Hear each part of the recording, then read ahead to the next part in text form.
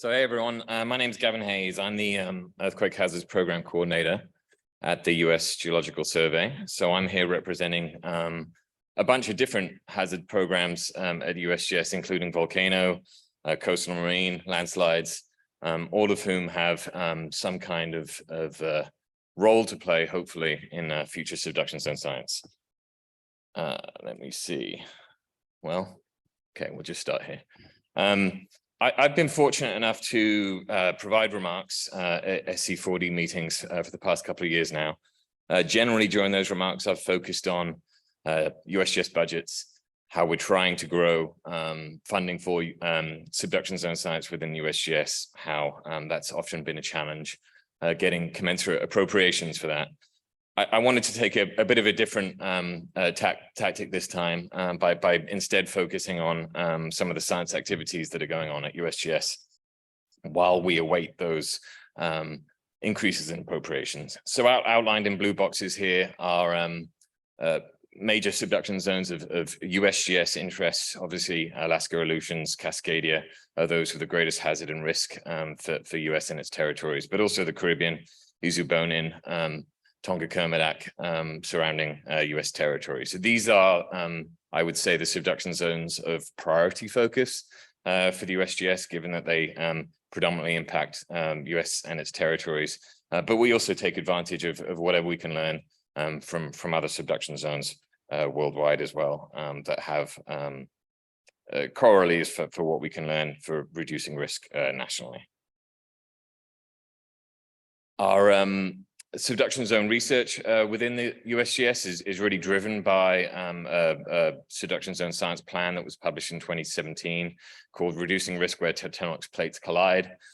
This was really the first document that tried to catalyze advancements and investment in USGS subduction zone science. It laid out the priorities for what we needed to learn and how those aligned with broader USGS priorities as well.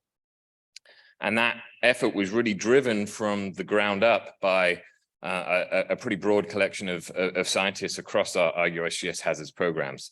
This is just, I think, a starting list of many of the people that are involved within USGS in subduction zone science.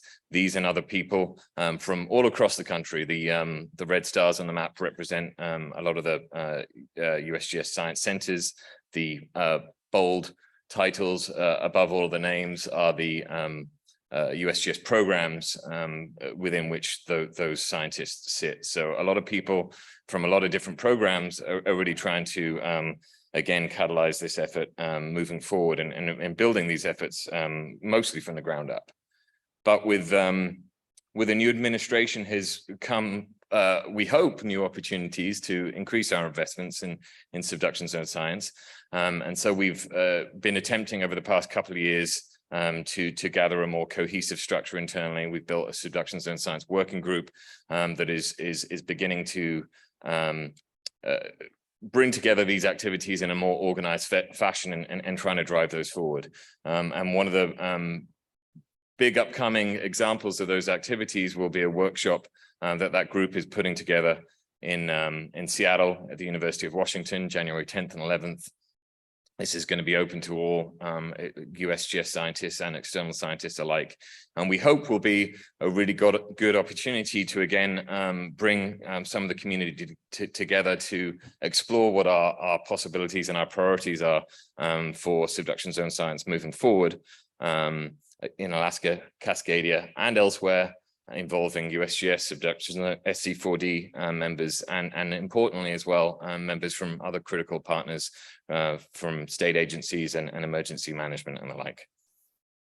Over the next few slides, I'm going to quickly highlight some of the key science activities that this workshop might focus on, and a few of the things that have we've really invested in recently.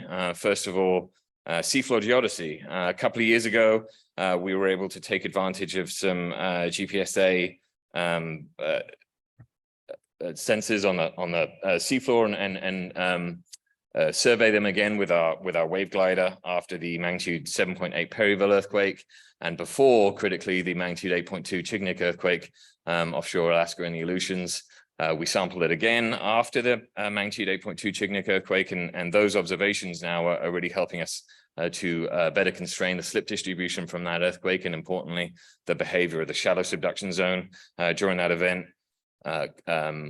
Just over a year ago, we've used some end-of-year funding to reinvest in a new wave glider for these seafloor geodesy efforts. And most recently this summer, we've invested in a new GNSS-A instrument that supplements the NSF community geodetic experiment for new instrumentation offshore Cascadia and Alaska Aleutians.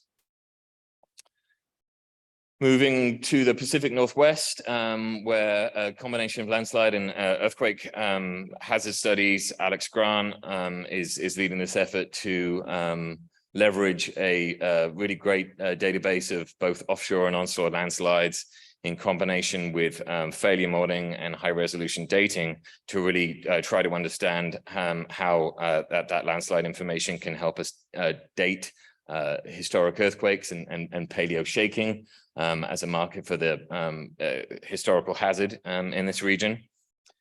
And also in the Pacific Northwest, where Jenna Hill, Janet Watt, and colleagues at the Pacific Coastal Marine Science Center have been able to collect really high resolution bathymetric data that allows us to image things that we really haven't been able to see before on the seafloor and gain new insights into things like submarine landslides, earthquake scarps, splay faults, and the potential involvement of some of these newly discovered faults in historic earthquakes and potentially tsunami generating events. So those are just really a few very quick highlights of some of those science activities. As I said, in 2023, we're really trying to increase our budget in subduction zone science to allow for something like a internal virtual subduction zone research center, or fund an external earthquake subduction zone research center. We're really interested in collaborating with the external community on these efforts as we try to grow our budget for subduction zone science. And this is my last slide. I'll just point back to that subduction zone science working group that we've created internally, the upcoming workshop that they'll be hosting in Seattle, January 10th and 11th, and pointing towards a future subduction zone community of practice that group hopes to create that will again allow further collaborations between all of our internal USGS scientists and the external community to really try and drive our subduction zone science priorities within the USGS forward. Thanks very much.